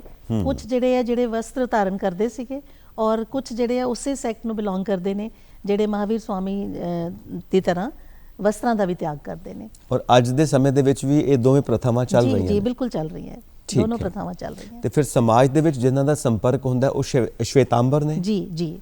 ਔਰ ਜਿਹੜੇ ਸਮਾਜ ਤੋਂ ਵੀ ਪਰੇ ਨੇ ਉਹ ਦਿਗੰਬਰ ਨੇ, ਉਹ ਸਮਾਜ ਦੇ ਵਿੱਚ ਨਹੀਂ ਆਉਂਦੇ। ਤੇ ਫਿਰ ਮਹਾਵੀਰ ਸਵਾਮੀ ਵੀ ਸਮਾਜ ਦੇ ਵਿੱਚ ਨਹੀਂ ਆਏ ਉਸ ਤੋਂ ਬਾਅਦ? ਨਹੀਂ, ਉਹਨਾਂ ਨੇ ਜਿਹੜੇ ਸਿੱਖਿਆਵਾਂ ਹੈ ਆਪਣੀ, ਉਹਨਾਂ ਨੂੰ ਪ੍ਰੋਪੇਗੇਟ ਕਰਨ ਲਈ, ਉਹਨਾਂ ਦਾ ਪ੍ਰਚਾਰ ਕਰਨ ਲਈ ਉਹ ਲੋਕਾਂ ਨੂੰ ਮਿਲਦੇ ਸੀਗੇ, ਲੇਕਿਨ ਸੰਸਾਰਿਕ ਚੀਜ਼ਾਂ ਤੋਂ ਪੂਰੀ ਤਰ੍ਹਾਂ ਦੂਰ ਸੀਗੇ ਜੀ।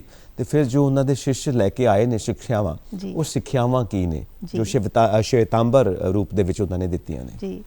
ਇਹ ਸ਼ਵੇਤਾਂਬਰ ਜਾਂ ਦਿਗੰਬਰ ਜਿਹੜਾ ਹੈ, ਇਹਦਾ ਸੰਬੰਧ ਜਿਹੜਾ ਹੈ ਸਿੱਖਿਆਵਾਂ ਤੋਂ ਨਹੀਂ ਹੈ, ਕਿਉਂਕਿ ਜਿਹੜੀ ਸਿੱਖਿਆਵਾਂ ਉਹਨਾਂ ਦੀ ਮੂਲ ਸਿੱਖਿਆਵਾਂ ਹੈ ਉਹ ਸਾਰਿਆਂ ਲਈ ਇੱਕੋ ਜਿਹੀਆਂ ਜੀ।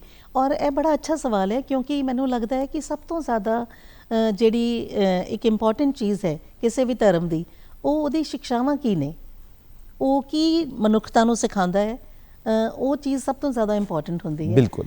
ਤੇ ਜੈਨ ਧਰਮ ਦੀ ਜਿਹੜੀ ਮੂਲ ਸਿੱਖਿਆਵਾਂ ਨੇ, ਜੇ ਮੈਂ ਕਹਾਂ ਕਿ ਉਹਦੇ ਵਿੱਚ ਇੱਕ ਤੇ ਸੱਚ ਬੋਲਣਾ, ਉਹਨਾਂ ਦਾ ਜਿਹੜਾ ਬਹੁਤ ਜ਼ਿਆਦਾ ਜ਼ੋਰ ਹੈ ਉਹ ਸੱਚ ਬੋਲਣ ਤੇ ਹੈ, ਝੂਠ ਨਹੀਂ ਬੋਲਣਾ, ਸੱਚ ਬੋਲਣਾ। ਔਰ ਮੈਨੂੰ ਲੱਗਦਾ ਕਾਫੀ ਸਿੱਖਿਆਵਾਂ ਤੇ ਸਾਰੇ ਧਰਮਾਂ ਦੀ ਮਿਲਦੀ ਜੁਲਦੀ ਹੁੰਦੀਆਂ, ਪਰ ਕੁਝ ਚੀਜ਼ਾਂ ਵਿੱਚ ਥੋੜਾ ਬਹੁਤ ਫਰਕ ਹੁੰਦਾ ਹੈ। ਤੇ ਦੂਸਰਾ ਜਿਹੜਾ ਸਭ ਤੋਂ ਮਹੱਤਵਪੂਰਨ ਹੈ ਸੱਤਿ, ਔਰ ਦੈਨ ਬ੍ਰਹਮਚਰਯ ਮਤਲਬ ਬ੍ਰਹਮਚਰਯ ਦਾ ਵੀ ਕਨਸੈਪਟ ਜਿਹੜਾ ਹੈਗਾ ਉਹ ਜਿਹੜਾ ਸੰਸਾਰਿਕ ਸੁੱਖ ਹੈ ਜਾਂ ਸ਼ਾਰੀਰਿਕ ਸੁੱਖ ਹੈ ਉਸ ਤੋਂ ਆਪਣੇ ਆਪ ਨੂੰ ਪਰੇ ਰੱਖਣਾ ਜੀ, ਉਹਦੇ ਵਿੱਚ ਸ਼ਾਮਿਲ ਹੈ। ਤੇ ਇਸ ਤੋਂ ਇਲਾਵਾ ਚੋਰੀ ਨਾ ਕਰਨਾ, ਜਿਹਨੂੰ ਅਸਤੇਯ ਕਿਹਾ ਜਾਂਦਾ ਹੈ, ਚੋਰੀ ਨਾ ਕਰਨਾ।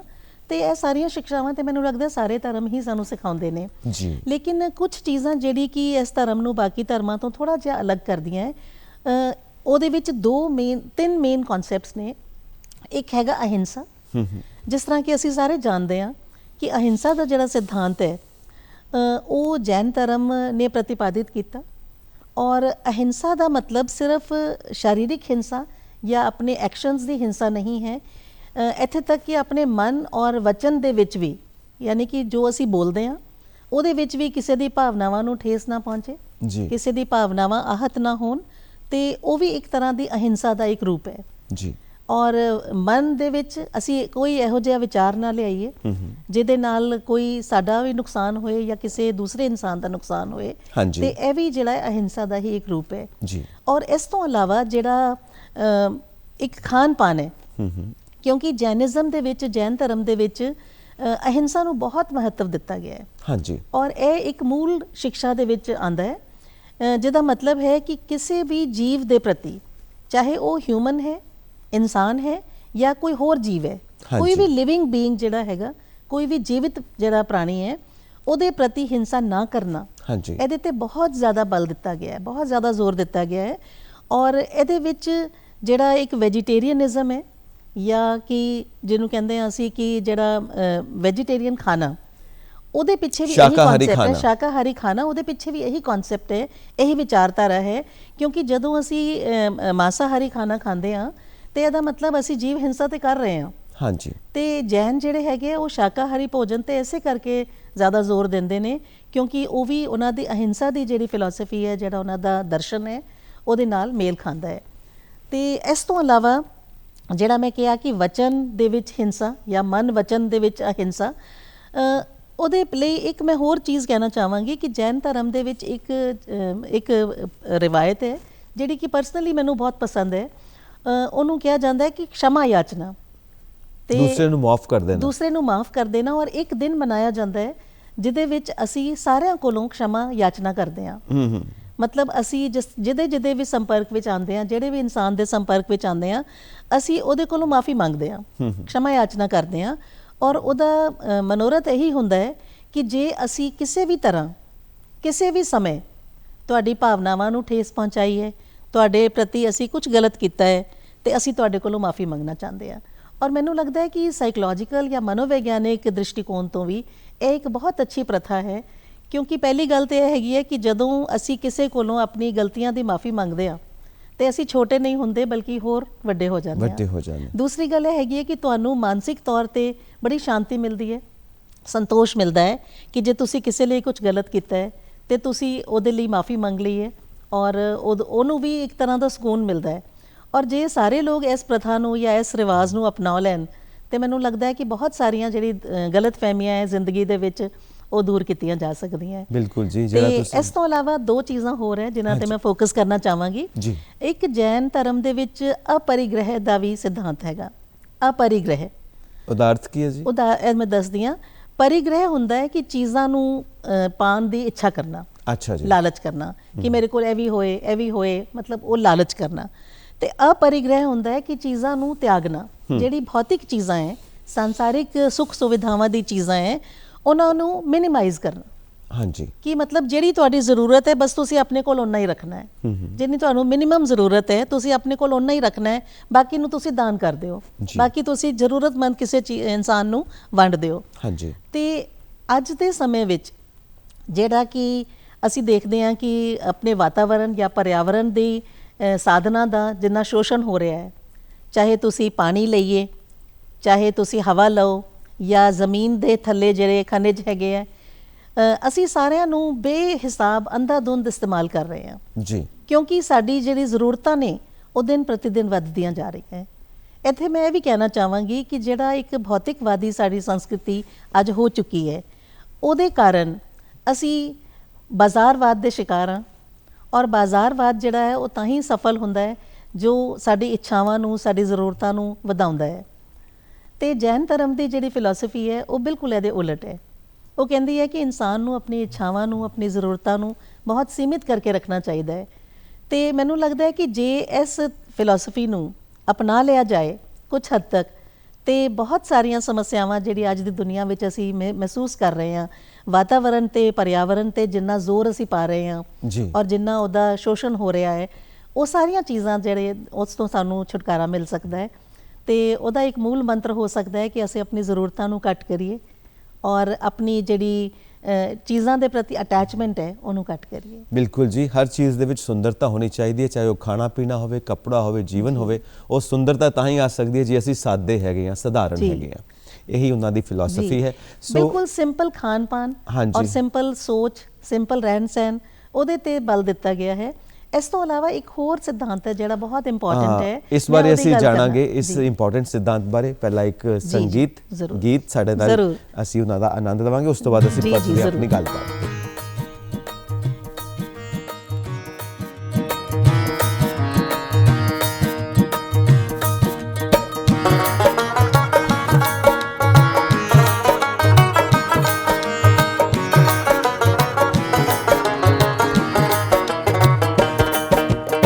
ਨਗਰ ਖੇੜੇ ਦੀ ਖੈਰ ਵਸਾਈਆਂ ਨਗਰ ਖੇੜੇ ਦੀ ਖੈਰ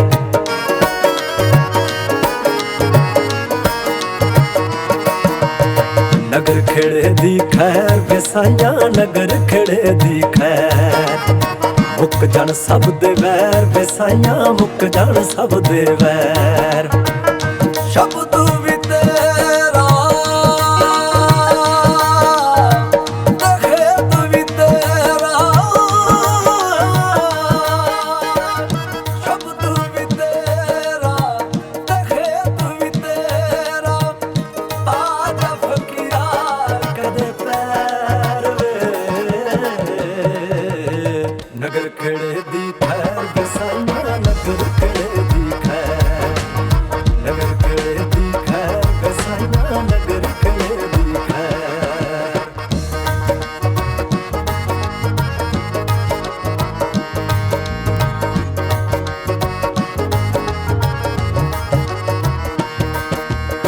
ਆਂਢ ਗਵਾਂਢ ਮੇਰੇ ਚਾਚੇ ਤਾਏ ਵਸਣ ਵੀਰ ਪਰਜਾਈਆਂ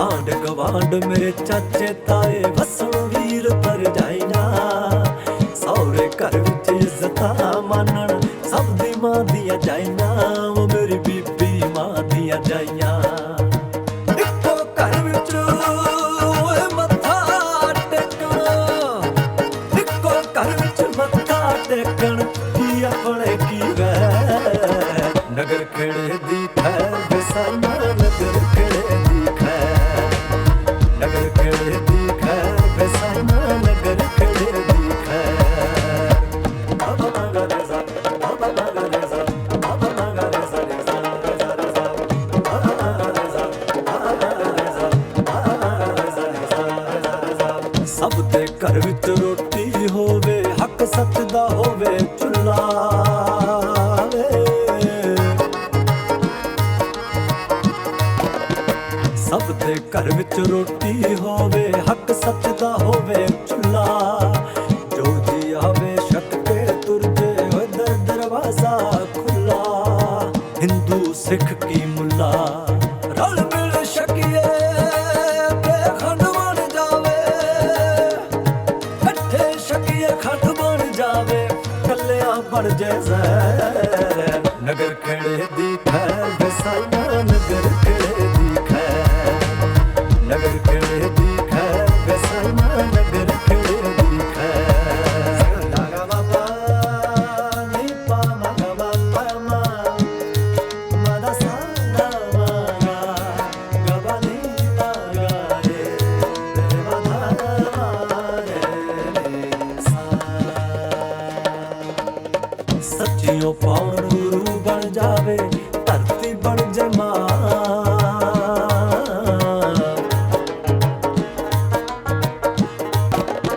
ਸੱਚੀਓ ਪਾਉਣ ਗੁਰੂ ਬਣ ਜਾਵੇ ਧਰਤੀ ਬਣ ਜੇ ਮਾਂ ਧੁੱਪੇ ਬਾਬਾ ਕਿਰਤ ਕਰੇ ਤੇ ਅੰਬਰ ਕਰਦੇ ਛਾਂ ਅੰਬਰ ਕਰਦੇ ਛਾਂ ਰਾਤੀ ਚੰਦ ਨਾਲ ਓਏ ਗੱਲਾਂ ਕਰੀਏ ਰਾਤੀ ਚੰਦ ਨਾਲ ਗੱਲਾਂ ਕਰੀਏ ਤੇ ਤਾਰਿਆਂ ਦੇ ਨਾਲ ਸੈਰ ਨਗਰ ਖੇੜੇ ਦੀ ਖੈਰ ਵਸਾਈਆਂ ਨਗਰ ਖੇੜੇ ਦੀ ਖੈਰ ਨਗਰ ਖੇੜੇ ਦੀ ਖੈਰ ਵਸਾਈਆਂ ਨਗਰ ਖੇੜੇ ਦੀ ਖੈਰ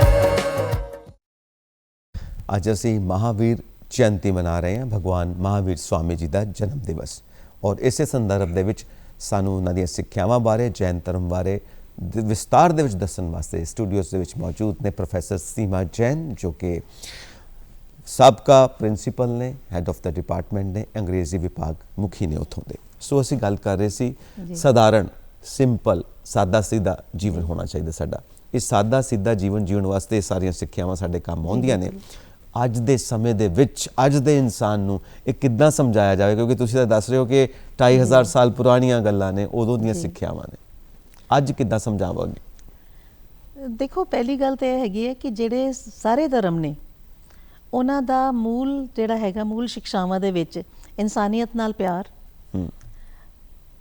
ਸਾਦਾ ਜੀਵਨ ਬਿਤਾਣਾ, simple living and high thinking ਜਿਹਨੂੰ ਕਿਹਾ ਜਾਂਦਾ ਹੈ, ਉਹਨਾਂ ਤੇ ਹਰ ਧਰਮ ਦਾ ਜ਼ੋਰ ਹੈਗਾ, ਹਰ ਧਰਮ ਉਹਨਾਂ ਤੇ ਐਮਫਸਾਈਜ਼ ਕਰਦਾ ਹੈ। ਪਰ ਜੇ ਅਸੀਂ ਉਹਨਾਂ ਨੂੰ ਨਹੀਂ ਫੋਲੋ ਕਰਦੇ, ਜੇ ਅਸੀਂ ਉਸ ਤੋਂ ਦੂਰ ਚਲੇ ਜਾਂਦੇ ਹਾਂ ਜਾਂ ਅਸੀਂ ਦੁਨਿਆਵੀ ਚੀਜ਼ਾਂ ਦੇ ਪਿੱਛੇ ਬਹੁਤ ਜ਼ਿਆਦਾ ਦੌੜਦੇ ਹਾਂ, ਤੇ ਫਿਰ ਸਾਡੀ ਜ਼ਿੰਦਗੀ ਜਿਹੜੀ ਹੈ ਉਹ ਮੁਸ਼ਕਿਲਾਂ ਤੋਂ ਭਰੀ ਹੋ ਜਾਂਦੀ ਹੈ।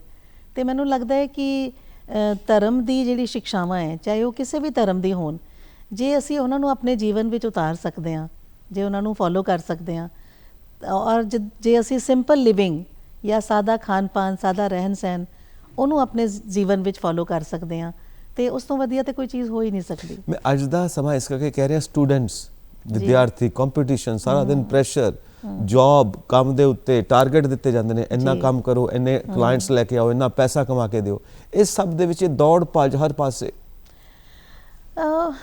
ਅੱਜ ਦਾ ਟਾਈਮ ਜਿਹੜਾ ਹੈ ਉਹ ਬੜਾ ਹੀ ਔਖਾ ਟਾਈਮ ਹੈ ਇੱਕ ਤਰ੍ਹਾਂ ਨਾਲ, ਕਿਉਂਕਿ ਜਿਸ ਤਰ੍ਹਾਂ ਤੁਸੀਂ ਕਿਹਾ ਕਿ ਅੱਜ ਦੀ ਜਿਹੜੀ ਜਨਰੇਸ਼ਨ ਹੈ ਉਹਨਾਂ ਦੇ ਸਾਹਮਣੇ ਬਹੁਤ ਟਾਰਗੇਟ ਓਰੀਐਂਟਿਡ ਹੈ, ਸਕਸੈਸ ਓਰੀਐਂਟਿਡ ਹੈ।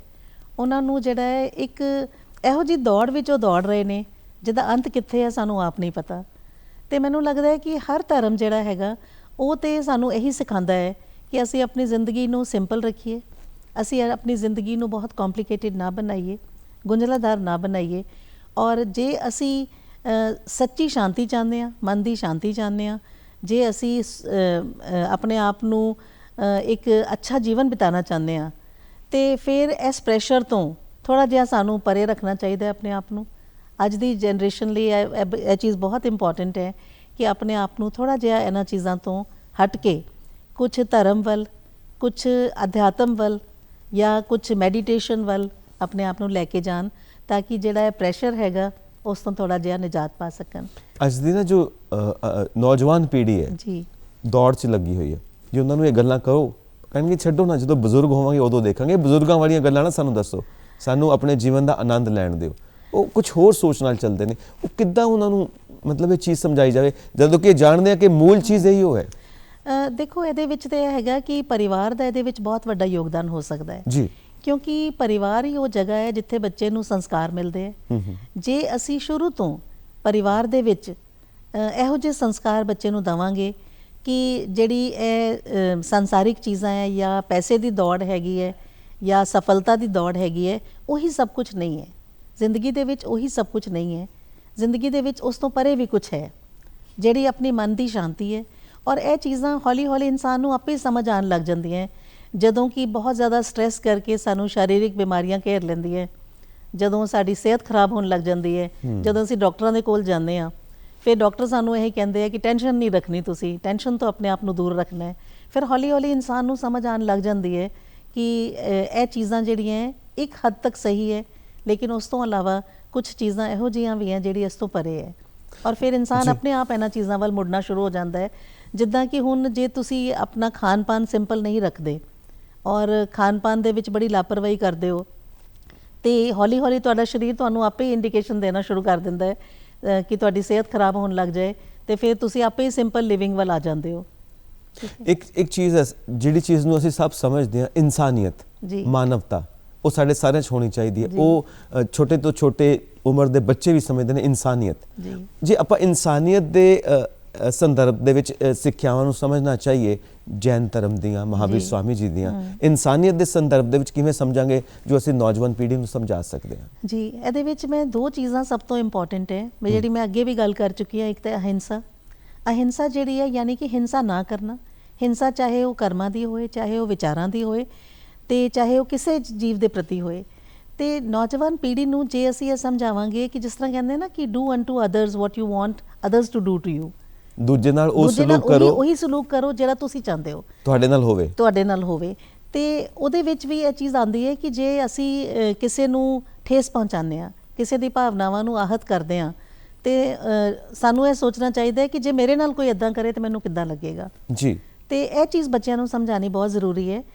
ਸ਼ਾਇਦ ਉਹਦੇ ਨਾਲ ਹੀ ਉਹਨਾਂ ਨੂੰ ਸਮਝ ਆਏਗਾ ਕਿ ਸਾਡਾ ਜਿਹੜਾ ਵਿਵਹਾਰ ਹੈਗਾ ਉਹ ਪ੍ਰੇਮ ਭਰਾ ਹੋਣਾ ਚਾਹੀਦਾ ਹੈ।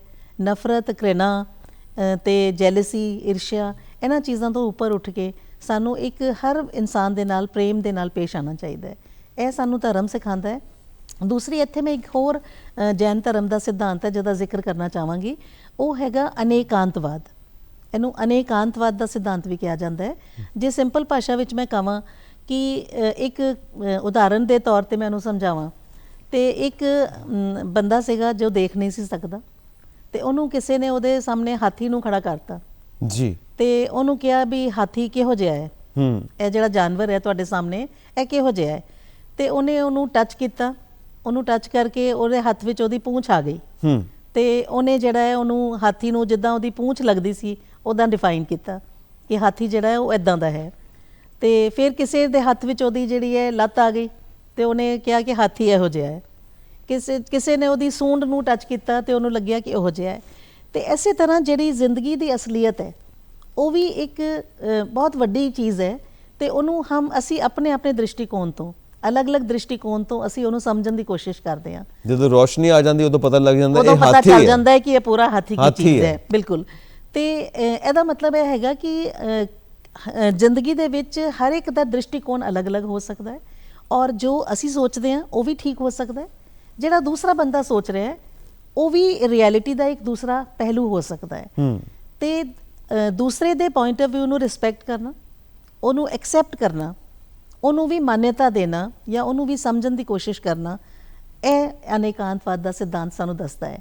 ਔਰ ਜਿਸ ਤਰ੍ਹਾਂ ਅੱਜ ਜਿਸ ਦੁਨੀਆ ਵਿੱਚ ਅਸੀਂ ਜੀ ਰਹੇ ਹਾਂ ਉਹਦੇ ਵਿੱਚ ਹਰ ਬੰਦਾ ਕਹਿੰਦਾ ਮੈਂ ਹੀ ਠੀਕ ਹਾਂ, ਮੇਰੀ ਗੱਲ ਠੀਕ ਹੈ, ਜੋ ਮੈਂ ਕਹਿ ਰਿਹਾ ਬਸ ਉਹੀ ਠੀਕ ਹੈ, ਬਾਕੀ ਸਭ ਗਲਤ ਹੈ ਜੀ। ਤੇ ਇਹ ਅਨੇਕਾਂਤਵਾਦ ਦਾ ਸਿਧਾਂਤ ਜੇ ਅਸੀਂ ਅਪਣਾ ਲਈਏ ਤੇ ਸਾਨੂੰ ਪਤਾ ਚੱਲਦਾ ਹੈ ਕਿ ਜੋ ਮੈਂ ਸੋਚਦਾ ਉਹ ਵੀ ਠੀਕ ਹੈ, ਪਰ ਸ਼ਾਇਦ ਜੋ ਦੂਸਰਾ ਬੰਦਾ ਸੋਚਦਾ ਹੈ ਉਹ ਵੀ ਠੀਕ ਹੈ, ਦੂਸਰਾ ਇਨਸਾਨ ਜੋ ਕਹਿ ਰਿਹਾ ਹੈ ਉਹਦੀ ਵੀ ਇੱਕ ਅਸਲੀਅਤ ਹੋ ਸਕਦੀ ਹੈ। ਤੇ ਜਿਹੜੀ ਰਿਐਲਿਟੀ ਹੈ ਜਾਂ ਸੱਚਾਈ ਹੈ ਜ਼ਿੰਦਗੀ ਦੀ ਜਾਂ ਅਸਲੀਅਤ ਹੈ ਉਹ ਮਲਟੀ ਡਾਇਮੈਂਸ਼ਨਲ ਹੁੰਦੀ ਹੈ, ਉਹਦੇ ਬਹੁਤ ਸਾਰੇ ਪਹਿਲੂ ਹੋ ਸਕਦੇ ਹੈ। ਹਾਂਜੀ, ਉਹਨੂੰ ਇੱਕ ਉਦਾਹਰਨ ਦੇ ਤੌਰ ਤੇ ਸਮਝਾਉਂਦੇ ਨੇ, ਇੱਕ ਸ਼ਬਦ ਹੈ ਉਹਦਾ ਇੱਕ ਅਰਥ ਹੈ, ਪਰ ਤੁਸੀਂ ਉਹਦਾ ਆਪਣੇ ਤੌਰ ਤੇ ਅਰਥ ਲੈ ਰਹੇ ਹੋ, ਮੈਂ ਆਪਣੇ ਤੌਰ ਤੇ ਲੈ ਰਿਹਾ, ਇੱਕ ਉਹਦਾ ਅਸਲ ਵਿੱਚ ਅਰਥ ਹੈ। ਜਦੋਂ ਤੱਕ ਆਪਾਂ ਦੋਵੇਂ ਉਹਦੇ ਅਸਲੀ ਅਰਥ ਤੱਕ ਨਹੀਂ ਪਹੁੰਚਾਂਗੇ ਅਸੀਂ ਆਪਸ ਝਗੜਾ ਕਰੀ ਜਾਵਾਂਗੇ, ਜਦਕਿ ਫੈਕਟ ਇਹ ਹੋਏਗਾ ਕਿ ਤੁਸੀਂ ਵੀ ਆਪਣੀ ਜਗ੍ਹਾ ਠੀਕ ਹੋ, ਮੈਂ ਵੀ ਆਪਣੀ ਜਗ੍ਹਾ ਠੀਕ ਹਾਂ। ਤੇ ਜਦੋਂ ਅਸਲੀ ਅਰਥ ਤੇ ਦੋਵੇਂ ਪਹੁੰਚ ਜਾਣਗੇ ਉਦੋਂ ਝਗੜਾ ਖਤਮ ਹੋ ਜਾਏਗਾ। ਤੇ ਦੁਨੀਆ ਵਿੱਚ ਅੱਜ ਜਿਹੜੇ ਝਗੜੇ ਹੈ, ਜਿੰਨੀ ਹਿੰਸਾ ਹੈ, ਉਹ ਸਾਰਿਆਂ ਦਾ ਮੂਲ ਕਾਰਨ ਜਿਹੜਾ ਹੈਗਾ ਉਹ ਇੱਕ ਦੂਸਰੇ ਦੇ ਦ੍ਰਿਸ਼ਟੀਕੋਣ ਨੂੰ ਨਾ ਸਮਝਣਾ ਜਾਂ ਉਹਨੂੰ ਐਕਸੈਪਟ ਨਾ ਕਰਨਾ, ਉਹਨੂੰ ਨਾ ਮੰਨਣਾ, ਇਹੀ ਇੱਕ ਮੂਲ ਕਾਰਨ ਹੈ। ਇਹਦਾ ਮੈਂ ਇੱਕ ਹੋਰ ਵੀ ਉਦਾਹਰਨ ਦੇ ਸਕਦੀ ਹਾਂ ਕਿ ਜਿਸ ਤਰ੍ਹਾਂ ਇੱਕ ਕੋਈ ਆਬਜੈਕਟ ਹੈਗਾ, ਅਸੀਂ ਉਹਨੂੰ ਸਾਹਮਣੇ ਰੱਖ ਦਿੰਦੇ ਹਾਂ, ਕੋਈ ਚੀਜ਼ ਹੈ ਉਹਨੂੰ ਅਸੀਂ ਸਾਹਮਣੇ ਰੱਖ ਦਿੱਤਾ, ਤੇ ਕਮਰੇ ਦੇ ਵਿੱਚ 4-5 ਕੋਨਿਆਂ ਵਿੱਚ 4 ਕੋਨਿਆਂ ਦੇ ਵਿੱਚ 4 ਅਲੱਗ-ਅਲੱਗ ਲੋਕਾਂ ਨੂੰ ਕਿਹਾ ਕਿ ਇਹਦੀ ਤਸਵੀਰ ਬਣਾਓ, ਜਿਸ ਤਰ੍ਹਾਂ ਇਹ ਫੁੱਲਾਂ ਦਾ ਫੁੱਲ ਰੱਖੇ ਹੈ ਜੀ। ਤੇ ਜੇ ਮੈਂ ਇੱਥੋਂ ਬੈਠ ਕੇ ਦੇਖ ਰਹੀ ਹਾਂ ਤਾਂ ਮੈਨੂੰ ਹੋਰ ਚੀਜ਼ ਨਜ਼ਰ ਆ ਰਹੀ ਹੈ, ਤੁਸੀਂ ਉੱਥੋਂ ਦੇਖ ਰਹੇ ਹੋ ਤੁਹਾਨੂੰ ਹੋਰ ਚੀਜ਼ ਨਜ਼ਰ ਆ ਰਹੀ ਹੈ। ਸਾਹਮਣੇ ਜੇ ਕੋਈ ਬੰਦਾ ਬੈਠਾ ਹੈ, ਸਾਹਮਣੇ ਜੇ ਕੋਈ ਇਨਸਾਨ ਬੈਠਾ ਹੈ ਤੇ ਉਹਨੂੰ ਉਹਦਾ ਹੋਰ ਕੋਈ ਐਸਪੈਕਟ ਨਜ਼ਰ ਆਏਗਾ। ਤੇ ਇਸੇ ਤਰ੍ਹਾਂ ਜਿਹੜੀ ਰਿਐਲਿਟੀ ਹੈ, ਜਿਹੜੀ ਅਸਲੀਅਤ ਜਾਂ ਸੱਚਾਈ ਹੈ, ਉਹਦੇ ਵੀ ਅਲੱਗ-ਅਲੱਗ ਪਹਿਲੂ ਹੈ, ਅਲੱਗ-ਅਲੱਗ ਦ੍ਰਿਸ਼ਟੀਕੋਣ ਤੋਂ ਸਾਨੂੰ ਅਲੱਗ-ਅਲੱਗ ਨਜ਼ਰ ਆਉਂਦੀ ਹੈ। ਚੀਜ਼ ਇੱਕੋ ਹੀ ਹੈ। ਤਾਂ ਫਿਰ ਮੂਲ ਮੰਤਰ ਕੀ ਬਣਿਆ? ਮੂਲ ਰੂਪ ਦੇ ਵਿੱਚ ਅਸੀਂ ਕਿੱਥੇ ਪਹੁੰਚਣਾ ਚਾਹੁੰਦੇ ਹਾਂ, ਕੀ ਸਮਝਾਉਣਾ ਚਾਹੁੰਦੇ ਹਾਂ? ਮੂਲ ਰੂਪ ਵਿੱਚ ਅਸੀਂ ਇਹੀ ਸਮਝਣਾ ਚਾਹੁੰਦੇ ਹਾਂ ਜਾਂ ਸਮਝਾਉਣਾ ਚਾਹੁੰਦੇ ਹਾਂ ਕਿ ਜਿਹੜਾ ਇਨਸਾਨ ਹੈ ਉਹਨੂੰ ਦੂਸਰੇ ਇਨਸਾਨ ਦੇ ਨਾਲ ਉਹੀ ਵਿਵਹਾਰ ਕਰਨਾ ਚਾਹੀਦਾ ਹੈ ਜਿਹੜਾ ਕਿ ਉਹ ਚਾਹੁੰਦਾ ਹੈ ਕਿ ਮੇਰੇ ਨਾਲ ਕੀਤਾ ਜਾਏ। ਇਹ ਮੂਲ ਮੰਤਰ ਹੈ। ਇਹ ਮੂਲ ਮੰਤਰ ਹੈ, ਬਿਲਕੁਲ। ਕਿਉਂਕਿ ਮੂਲ ਮੰਤਰ ਇਹ ਹੈਗਾ ਕਿ ਜਦੋਂ ਅਸੀਂ ਆਪਣਾ ਵਿਵਹਾਰ ਉਹਦੇ ਇਸ ਵਿਚਾਰ ਦੇ ਨਾਲ ਦੂਸਰਿਆਂ ਦੇ ਨਾਲ ਵਿਵਹਾਰ ਕਰਾਂਗੇ ਕਿ ਜੋ ਮੈਂ ਚਾਹੁੰਦਾ ਦੂਸਰਿਆਂ ਨਾਲ ਮੇਰੇ ਨਾਲ ਹੋਏ, ਮੈਂ ਦੂਸਰਿਆਂ ਨਾਲ ਉਹੀ ਵਿਵਹਾਰ ਕਰਾਂ, ਜਦੋਂ ਅਸੀਂ ਇਸ ਚੀਜ਼ ਨੂੰ ਸਮਝ ਲਵਾਂਗੇ ਤੇ ਜ਼ਿੰਦਗੀ ਦੀ ਬਹੁਤ ਸਾਰੀ ਮੁਸ਼ਕਿਲਾਂ ਜਿਹੜੀਆਂ ਉਹ ਹੱਲ ਹੋ ਜਾਣਗੀਆਂ, ਔਰ ਸਮਾਜ ਦੀ ਔਰ ਦੁਨੀਆ ਦੀ ਵੀ ਬਹੁਤ ਸਾਰੀ ਮੁਸ਼ਕਿਲਾਂ ਹੱਲ ਹੋ ਜਾਣਗੀਆਂ।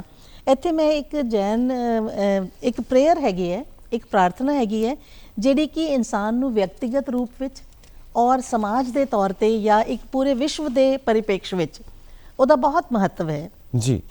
ਜਿਸ ਤਰ੍ਹਾਂ ਕਿ ਇਹ ਪ੍ਰਾਰਥਨਾ ਜਿਹੜੀ ਹੈ ਉਹ ਜੈਨਸ ਕਾਫੀ ਹੱਦ ਤੱਕ ਗਾਉਂਦੇ ਨੇ, ਔਰ ਉਹਦਾ ਮੂਲ ਮੰਤਰ ਇਹੀ ਹੈਗਾ ਕਿ ਜਿਸ ਤਰ੍ਹਾਂ ਮੇਰੇ ਅੰਦਰ ਅਹੰਕਾਰ ਨਹੀਂ ਹੋਣਾ ਚਾਹੀਦਾ, ਕਿਸੇ ਦੇ ਉੱਤੇ ਮੈਂ ਕ੍ਰੋਧ ਨਾ ਕਰਾਂ, ਕਿਸੇ ਦੀ ਤਰੱਕੀ ਨੂੰ ਦੇਖ ਕੇ ਮੈਂ ਆਪਣੇ ਅੰਦਰ ਈਰਸ਼ਾ ਨਾ ਰੱਖਾਂ, ਹਾਂਜੀ, ਜਾਂ ਮੇਰੀ ਇਹੋ ਜਿਹੀ ਭਾਵਨਾ ਰਵੇ ਕਿ ਮੇਰਾ ਵਿਵਹਾਰ ਬਿਲਕੁਲ ਸਰਲ ਹੋਏ ਔਰ ਸੱਤੇ ਨਾਲ ਭਰਾ ਹੋਏ, ਔਰ ਦੂਸਰਿਆਂ ਦਾ ਉਪਕਾਰ ਕਰਨ ਵਾਲਾ ਹੋਏ ਜੀ, ਦੂਸਰਿਆਂ ਦੇ ਲਈ ਅੱਛਾ ਕਰਨ ਵਾਲਾ ਹੋਏ, ਔਰ ਸਾਰੇ ਦੁਨੀਆ ਦੇ ਜਿਹੜੇ ਲੋਕ ਨੇ ਉਹਨਾਂ ਦੇ ਨਾਲ ਮੇਰਾ ਇੱਕ ਮੈਤਰੀ ਭਾਵ ਹੋਏ, ਯਾਨੀ ਮਿੱਤਰਤਾ ਦਾ ਭਾਵ ਹੋਏ ਜੀ, ਔਰ ਜਿਹੜੇ ਲੋਕ ਦੀਨ ਨੇ, ਦੁਖੀ ਨੇ, ਉਹਨਾਂ ਦੇ ਲਈ ਕਰੁਣਾ ਦਾ ਭਾਵ ਮੇਰੇ ਅੰਦਰ ਹੋਏ।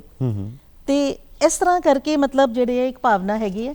ਔਰ ਇਹਦਾ ਦੂਸਰਾ ਇੱਕ ਐਸਪੈਕਟ ਹੈਗਾ ਕਿ ਜਿਹੜਾ ਦੁਨੀਆ ਦੇ ਲਈ ਸੋਚ ਹੈਗੀ ਹੈ ਉਹ ਕੀ ਹੈਗੀ ਹੈ।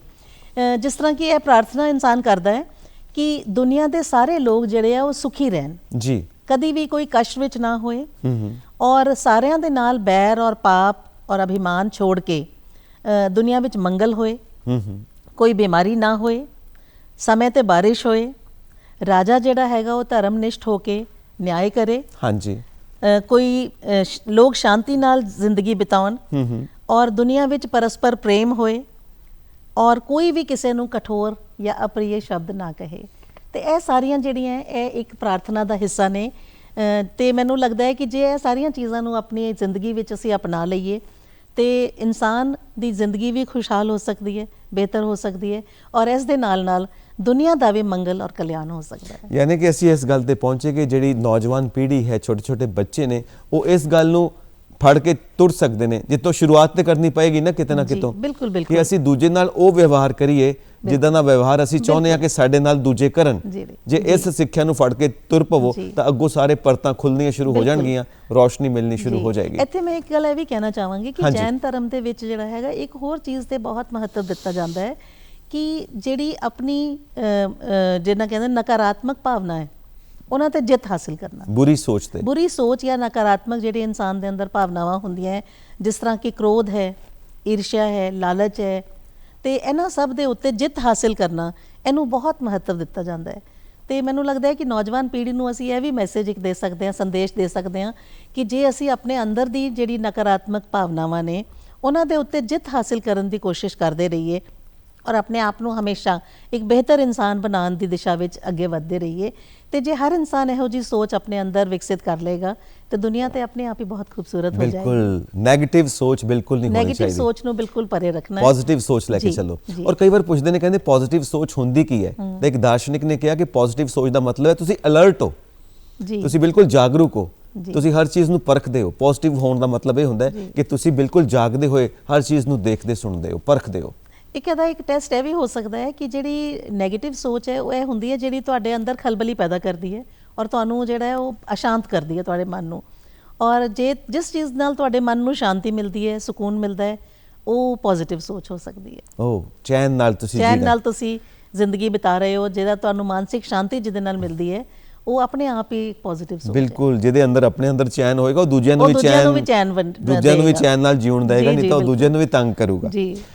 ਤੀਰਥ ਸਥਾਨ ਕੋਈ ਹੈ ਜਿੱਥੇ ਜਾ ਕੇ ਸਾਰੇ ਜੈਨ ਧਰਮ ਦੇ ਲੋਕ ਮੱਥਾ ਟੇਕਦੇ ਨੇ, ਜਿੱਥੇ ਸਾਰੇ ਜਾ ਕੇ ਉਹ ਪਵਿੱਤਰ ਸਥਾਨ ਕਿਹੜਾ ਹੈ? ਜੈਨ ਧਰਮ ਦੇ ਵੈਸੇ ਤੇ ਕਈ ਪਵਿੱਤਰ ਸਥਾਨ ਨੇ, ਪਰ ਜਿਹੜਾ ਸਭ ਤੋਂ ਵੱਡਾ ਤੀਰਥ ਸਥਾਨ ਸਮਝਿਆ ਜਾਂਦਾ ਹੈ, ਮੰਨਿਆ ਜਾਂਦਾ ਹੈ, ਉਹ ਰਾਜਸਥਾਨ ਦੇ ਵਿੱਚ ਇੱਕ ਜਗ੍ਹਾ ਹੈਗੀ ਹੈ ਸ਼੍ਰੀ ਮਹਾਵੀਰ ਜੀ। ਇਹ ਹਿੰਡੌਨ ਬਲਾਕ ਵਿੱਚ ਆਉਂਦਾ ਹੈ, ਸਵਾਈ ਮਾਧੋਪੁਰ ਦੇ ਕੋਲ ਹੈਗਾ। ਤੇ ਇੱਥੇ ਦੀ ਮਹੱਤਤਾ ਇਸ ਤਰ੍ਹਾਂ ਹੈਗੀ ਹੈ ਕਿ ਇਹਦੇ ਪਿੱਛੇ ਇੱਕ ਕਹਾਣੀ ਹੈ।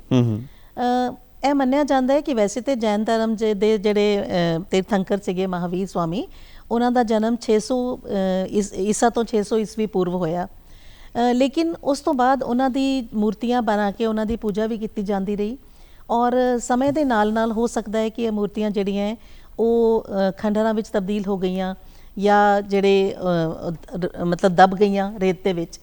ਤੇ ਜਿਹੜਾ ਇਹ ਤੀਰਥ ਸਥਾਨ ਹੈ ਮਹਾਵੀਰ ਜੀ, ਇਹਦੇ ਪਿੱਛੇ ਕਹਾਣੀ ਇਹ ਹੈਗੀ ਹੈ ਕਿ ਇੱਕ ਵਾਰੀ ਇੱਕ ਗਵਾਲਾ ਜਿਹੜਾ ਹੈਗਾ ਉਹ ਰੋਜ਼ ਉਹਦੀ ਜਿਹੜੀ ਗਾਵਾਂ ਸੀਗੀਆਂ ਉਹ ਘਾਹ ਚਰਨ ਜਾਂਦੀਆਂ ਸੀ ਤੇ ਇੱਕ ਟੀਲੇ ਤੇ ਉਹ ਉਹਨਾਂ ਨੂੰ ਭੇਜ ਦਿੰਦਾ ਸੀਗਾ।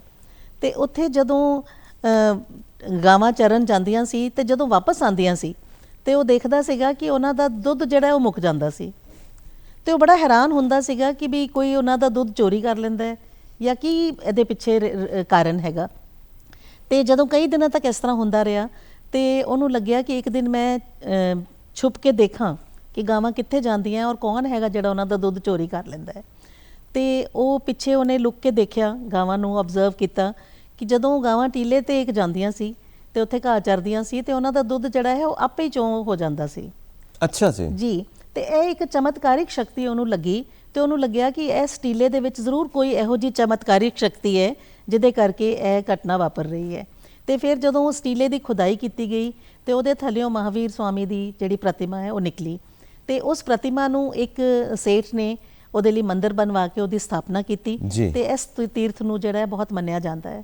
ਜੀ, ਬਹੁਤ ਬਹੁਤ ਸ਼ੁਕਰੀਆ ਤੁਹਾਡਾ ਕਿ ਤੁਸੀਂ ਇਸ ਪਵਿੱਤਰ ਦਿਨ ਦੇ ਉੱਤੇ ਆ ਕੇ ਸਾਡੇ ਸਟੂਡੀਓਜ਼ ਦੇ ਵਿੱਚ ਸਾਡੇ ਦਰਸ਼ਕਾਂ ਨੂੰ ਜਾਣਕਾਰੀ ਦਿੱਤੀ ਔਰ ਸਾਡੇ ਨੌਜਵਾਨ ਪੀੜ੍ਹੀ ਨੂੰ ਸੇਧ ਦੇਣ ਦੀ ਇੱਕ ਬਹੁਤ ਭਰਪੂਰ ਕੋਸ਼ਿਸ਼ ਕੀਤੀ ਕਿ ਕਿਸ ਤਰ੍ਹਾਂ ਉਹ ਆਪਣਾ ਜੀਵਨ ਸਾਰਥਕ ਬਣਾ ਸਕਦੇ ਨੇ। ਬਹੁਤ ਬਹੁਤ ਧੰਨਵਾਦ ਮੈਨੂੰ ਇਹ ਮੌਕਾ ਦੇਣ ਲਈ ਔਰ ਇੱਥੇ ਆਪਣੇ ਸਟੂਡੀਓ ਵਿੱਚ ਬੁਲਾਉਣ ਲਈ, ਤਾਂ ਕਿ ਮੈਂ ਇਹ ਸਾਰੀਆਂ ਗੱਲਾਂ ਜਿਹੜੀ ਕਿ ਮੈਨੂੰ ਲੱਗਦਾ ਹੈ ਅੱਜ ਦੀ ਪੀੜ੍ਹੀ ਲਈ ਬਹੁਤ ਹੀ ਇੰਪੋਰਟੈਂਟ ਹੈ, ਮਹੱਤਵ ਰੱਖਦੀਆਂ, ਉਹਨਾਂ ਨੂੰ ਸਭ ਦੇ ਨਾਲ, ਤੁਹਾਡੇ ਦਰਸ਼ਕਾਂ ਨਾਲ ਸਾਂਝਾ ਕਰਨ ਲਈ ਬਹੁਤ ਬਹੁਤ ਧੰਨਵਾਦ। ਬਹੁਤ ਬਹੁਤ ਸ਼ੁਕਰੀਆ। ਮਹਾਵੀਰ ਜਯੰਤੀ ਦੀ ਇੱਕ ਵਾਰ ਫਿਰ ਤੋਂ ਬਹੁਤ ਬਹੁਤ ਵਧਾਈ।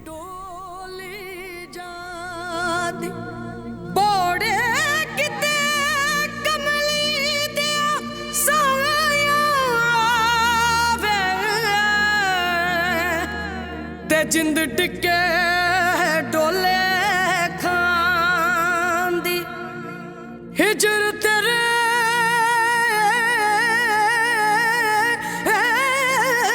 ਨੇ ਜਿੰਦਰੇ ਮਾਰੇ ਗੱਲ ਇੱਕ ਵੀ ਨਾ ਬੋਲੀ ਜਾਂਦੀ, ਗੱਲ ਇੱਕ ਵੀ ਨਾ ਬੋਲੀ ਜਾਂਦੀ।